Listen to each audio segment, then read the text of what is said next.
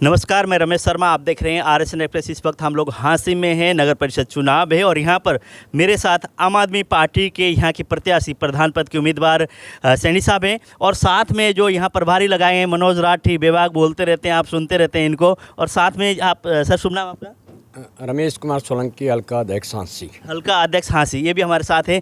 हम आज बात करेंगे यहाँ के जो प्रत्याशी, इनकी किस तरह की मैनिफेस्टो, क्या जनता के बीच जाके किस तरह की बातें करेंगे। और अभी एक तरह से एक तो यहाँ से विधायक विनोद बिहाना मैदान में, एक तरह से उनके कैंडिडेट हैं, उनके जो मोहर लगाई उस पर है सेठी साहब, और एक पूर्व यहाँ से चेयरमैन रहे एक तरह से रिंकू सैनी, वो हैं। उनके साथ मुकाबला कैसा होगा, क्या होगा, और आम आदमी पार्टी किस तरह से इस चुनाव को ले रही है, उस पर हम बात करेंगे। तो मेरे साथ हैं सैनी साहब, नमस्कार। नमस्कार सर। सबसे पहले आपके दर्शकों को मेरी ओर से मंगल कामनाएं, शुभकामनाएं। सर, पार्टी ने, जैसे आम आदमी पार्टी है, पंजाब में सरकार है, दिल्ली में आपकी है और हरियाणा में आप घुस रहे हैं अब, और पहले ही आपकी एक तरह से निकाय चुनाव में आप लोगों को मैदान में उतार दिया। तो किस तरह की तैयारी और क्या कहेंगे आप? सर, जहाँ तक आपने पूछा क्वेश्चन कि भाई तैयारी कैसी है जी। मैं 30/9 को रिटायर हुआ था पिछले साल 30/9/2021 को। पार्टी ने मुझे ये जिम्मेदारी थी, भाई आप अध्यक्ष पद का इलेक्शन हमारी पार्टी की तरफ से लड़ो जी।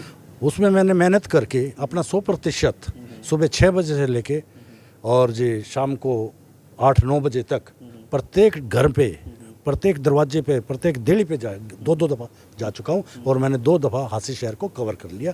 इस बारे में लोगों को भरपूर प्यार और समर्थन मुझे मिला जी। यशपाल सैनी है, मैंने इनका थोड़ा सा फीडबैक लिया था, कैसे हैं, क्या है। कहते हैं आपने सिर्फ पेंशन से काम चलाते हैं और एक तरह से जो ज़रूरतमंद लोग हैं उनकी जितने भी सेवा कर सकते हैं अपने पेंशन में जो आती है उससे गुजर बसर करके उनकी सेवा करने की कोशिश करते हैं। और ये अभी अगर बात करें, चुनाव होता है, बहुत बड़ा होता है और चुनाव लड़ने के लिए पैसे की भी जरूरत होती है बहुत सारे हैं, लेकिन इनसे जानते हैं किस तरह से चुनाव लड़ें, क्यों पैसे बगैर चुनाव नहीं लड़ा जाता। और एक पेंशन से गुजारा करने वाला व्यक्ति मैदान में जा रहा है, तो इनसे बात करते हैं। सर, किस तरह से चुनाव बहुत बड़ा होता है और आपकी जो छवि की अगर बात करें, आपकी नेक छवि, अच्छी छवि है और आम ज़रूरतमंद लोगों की सेवा तो करते हैं, लेकिन पेंशन के माध्यम से, तो किस तरह से लड़ाई लड़ेंगे?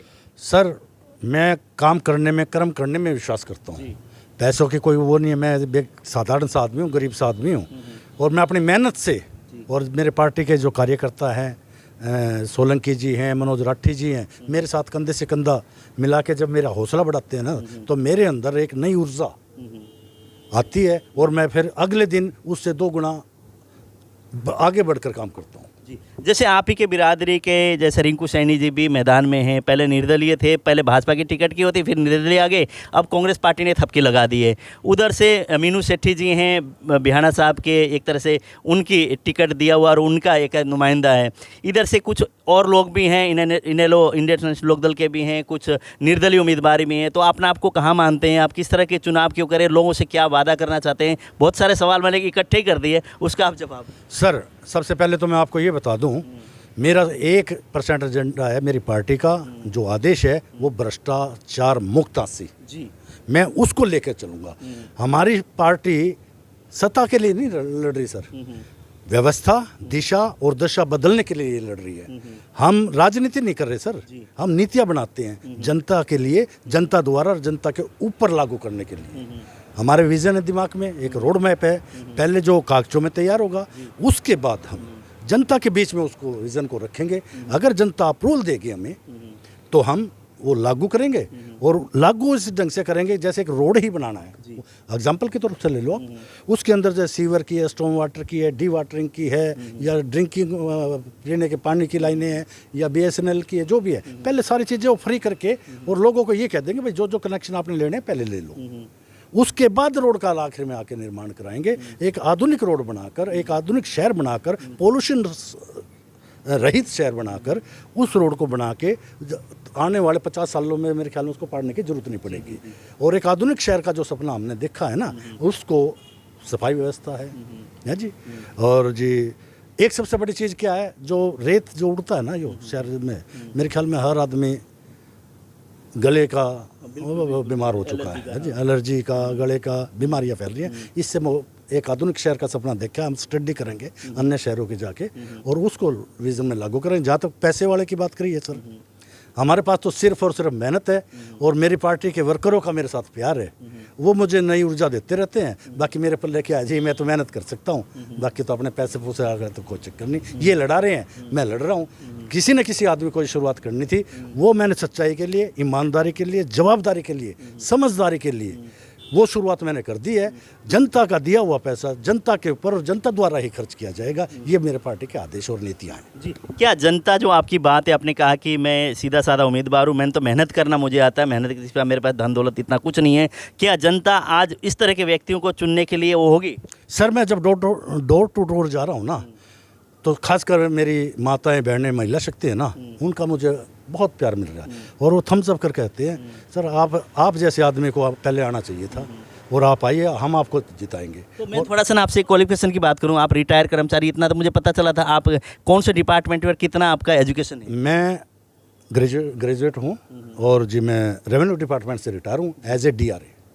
तो मैंने पिछले दिनों बात की थी महिलाओं से, लोगों ने कहा था कि जो पुराने कैंडिडेट है उनको हमने देख लिया और सारे देख लिया, हमें चाहिए पढ़ा लिखा हो, जनता की आवाज़ उठाने वाला हो और अपने इलाके में विकास करने वाला। उसी तरह से इनकी छवि की अगर बात की, इन्होंने बताया कि रिटायर कर्मचारी है, सरकारी कर्मचारी है, पढ़े लिखे हैं और एक तरह से खुद की इतनी फाइनेंशियल स्ट्रॉन्ग ये नहीं है कि पैसे लगाए करेंगे, लेकिन सरकार के आए हुए पैसे ग्राउंड में लगाएंगे तो 100% लगाने के हिसाब से ये बात कर रहे हैं। सर जैसे मनोज जी भी हमारे साथ है, मनोज जी को तो खूब हाँसी के बारे में बड़े चर्चा ये करते रहते, कोई ना कोई टिप्पणी ये करते रहते हैं उसी से, लेकिन ये जो इन्होंने प्रभारी बनाई है वो आपने जिम्मेदारी, आपको लगता है मनोज राठी आपके साथ लगने के बाद आम आदमी पार्टी और स्ट्रॉन्ग होगी? सर स्ट्रॉन्ग की बात कर रहे हो, मैं कहता हूँ मेरे तो कंधों का बोझ ही हल्का हो गया।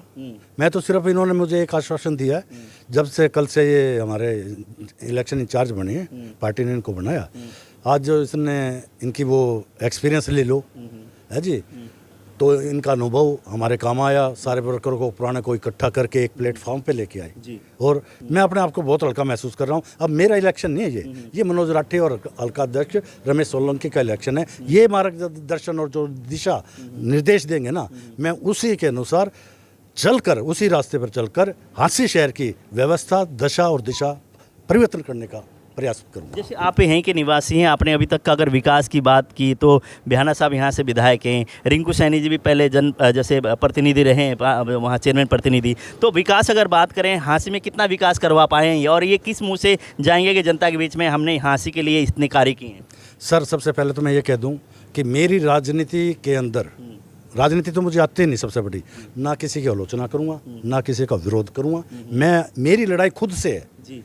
मैं अपने अंदर जागता हूँ। अगर मेरी आत्मा ये कहती है ये काम से संतुष्ट हूँ तो मैं उसमें बारे में संतुष्ट उठता हूँ। अगर मेरी आत्मा ये नहीं कहती नो ये काम नहीं, तो मैं उससे 4 गुना मेहनत करके फिर उसके काम को, अपने आप को सुधारने की कोशिश करता हूँ। तो मेरी लड़ाई सिर्फ और सिर्फ मुझसे है और मैं उसी को आगे जारी रखूंगा। बहुत अच्छी बात इन्होंने कही, किसी की मैं आलोचना नहीं करूंगा, किसने क्या किया क्या नहीं किया, लेकिन मुझे अगर जनता चुनती है और मेरे उसमें आता है कि जो कार्य करना मैं उसी पे करूँगा जब मेरा दिल मानता है, तो बहुत अच्छी बात है। क्यों कहीं ना कहीं एक दूसरे को टिप्पणी करने से हो सकता है कई बार ना एक दूसरे के आरोप प्रत्यारोप बहुत सारे चलते हैं, लेकिन आरोप प्रत्यारोप इनके ऊपर हो नहीं सकते। क्यों पहली बार इन्होंने चुनाव लड़ रहे हैं और एक तरह से सरकारी डिपार्टमेंट से रिटायर्ड हैं और अपने जो रिटायर्ड के जो पेंशन है उससे जनता की सेवा करते हैं। मनोज जी आपसे मैं पूछना चाहूँगा, आप वहीं बैठिए, आम आदमी पार्टी की हम बात कर रहे हैं, चुनाव आप लोग लड़ रहे हो, किस तरह की तैयारी? आपको तो हाँसी के बारे में बखूबी बहुत मतलब जानते भी हैं, कई यहाँ की समस्याओं को लेकर भी आवाज़ उठाते रहे हैं आप लोग। क्या लगता है किन मुद्दों को लेकर जाएंगे? और चुनाव आपके भार में डाल दिया इन्होंने, तो कह दिया मनोज राठी का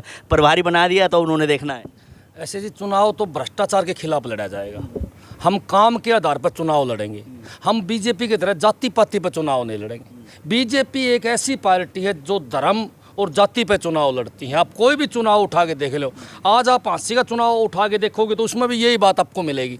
जो बीजेपी में कैंडिडेट था ही नहीं उसको टिकट दे दी, और जिसने बीजेपी में सालों लगाए, मैं तो कहूँगा बाप दादे थे पहले बीजेपी में, उन लोगों को टिकट नहीं मिली, उन्होंने नाक रगड़ के टिकट मांगी कि मेरे को टिकट दे दो, मेरे को टिकट दे दो, और उनको टिकट नहीं मिली। आज उन बीजेपी वालों का छाती पर के सांप लौट रहा है। इससे पहले जब विधायक जी टिकट लेके आए थे एमएलए की, उस समय यहाँ एक बहुत पुराने बीजेपी के वर्कर थे जिसका सीएम साहब स्वयं यहाँ ठहर के खिचड़ी खाया करते, दिन रात उसकी डेयरी में सोया करते।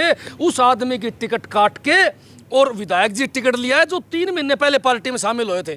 मैं तो एक बात ज़रूर बताना चाहूँगा आपके चैनल के माध्यम से कि सारी हाँसी आपको देखने लग रही है। हाँसी वासियों के पाले में गेंद फेंक दी हमने।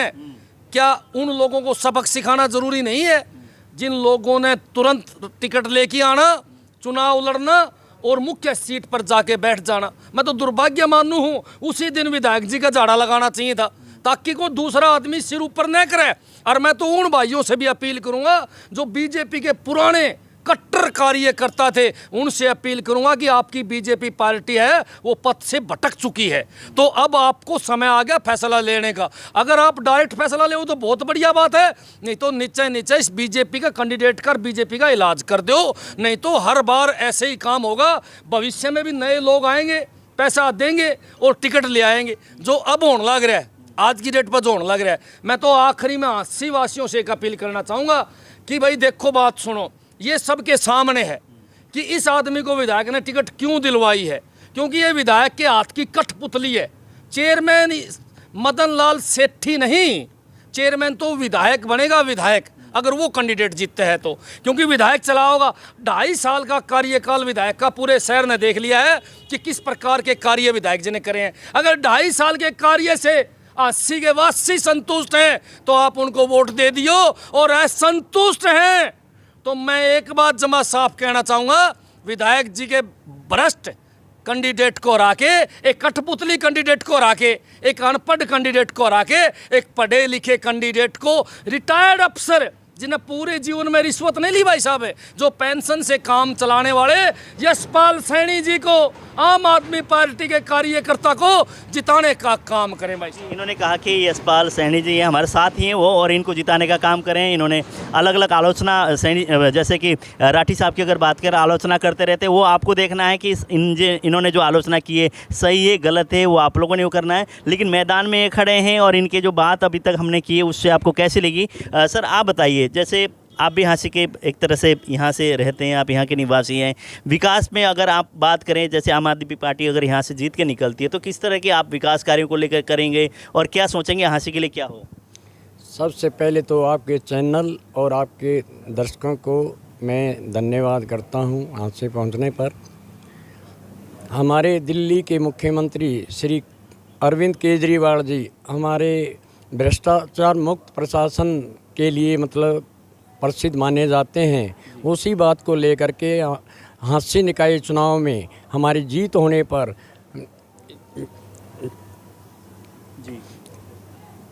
भ्रष्टाचार के खिलाफ हम जो काम करते हैं उनके ऊपर शिकंजा खींचेंगे और यहाँ पर भ्रष्टाचार मुक्त प्रशासन देंगे।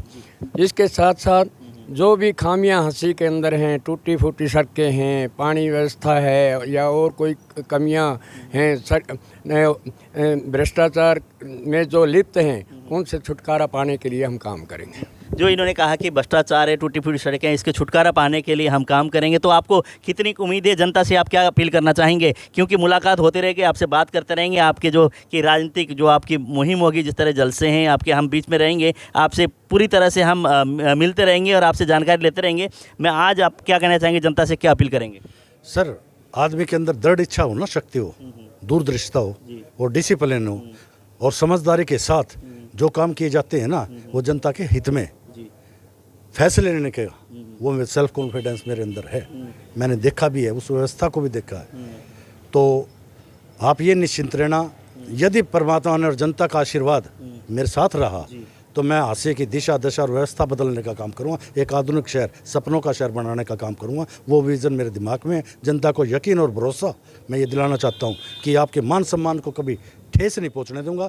आपकी सम्मानपूर्वक जो पगड़ी और पार्टी ने और आप लोगों ने मेरे सिर पर रखे ना, उसको 4 चांद लगा के आऊँगा। यदि मैं इसमें असफल होता हूँ तो मेरा कान पकड़ के उसी टाइम मैं इस्तीफा रिजाइन करने के लिए तैयार हूँ। जी, बहुत बड़ी बात है, यशपाल जी ने बहुत अच्छी बात कही है। आपकी जो बात है, आप लोगों ने जो विश्वास इन पे करेंगे, पार्टी की तरफ से जो आदेश होगा, सब चीज़ों पे अपने वो करते खरे उतरने की पूरी कोशिश करेंगे। अगर अन्यथा खरे नहीं उतर पाए तो कहते हैं कान पकड़ के बाहर कर देना। बहुत अच्छी बात इन्होंने कही है। क्यों, हर इंसान अगर कुछ वोट देता है, चुनाव जीतने के लिए जाते हैं, डर डर की, जैसे दुकानों पे, घरों पे, हर जगह पहुंचते हैं और उनके लोगों से अपील भी करते हैं हमें वोट देना।